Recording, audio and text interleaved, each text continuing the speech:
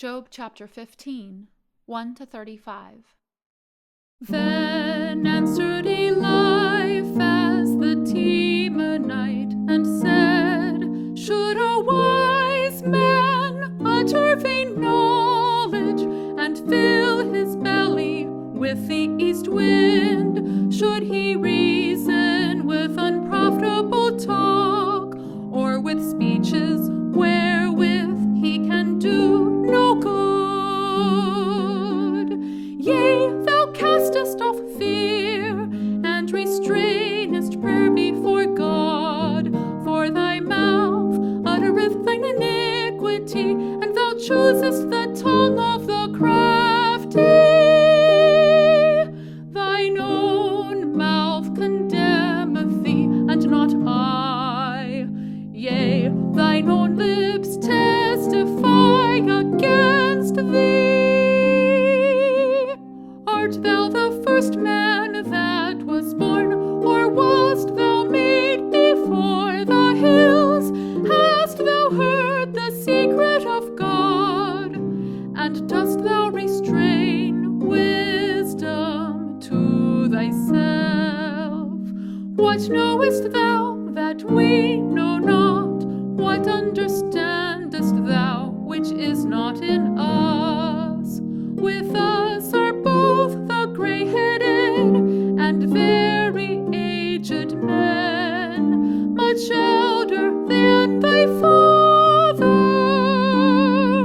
Are the consolations of God small with thee?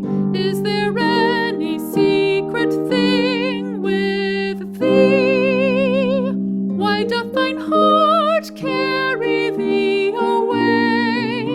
And what do thy eyes wink at, that thou turnest thy spirit against God, and lettest such words go out of thy mouth? What is man that he should be clean, and he which is born of a woman that he should be righteous? Behold, he putteth no trust in his saints, yea, the heavens are not clean in his sight. How much more abominable and filthy is man, which drinketh iniquity like water? I will show thee, hear me, and that which I have seen I will declare, which wise men have told from their fathers, and have not hid it, unto whom alone the earth was given, and no stranger passed among them. The wicked man travaileth with pain all his days, and the number of years is hidden to the oppressor.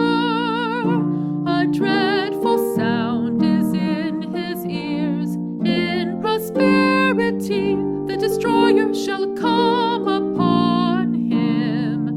He believeth not that he shall return out of darkness, and he is waited for of the sword. He wandereth abroad for bread, saying, Where is it? He knoweth that the day of darkness is ready at his hand. Trouble and anguish shall make him afraid. They shall prevail against him as a king, ready to the battle.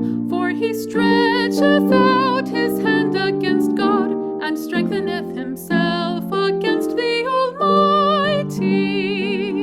He runneth upon him, even on his neck, upon the thick bosses of his bucklers, because he covereth his face with his fatness, and maketh collops of fat on his flanks. And he dwelleth in desolate cities, and in houses which no man inhabiteth, which are ready to become heaps. He shall not be rich, neither shall his substance continue, neither shall he prolong the perfection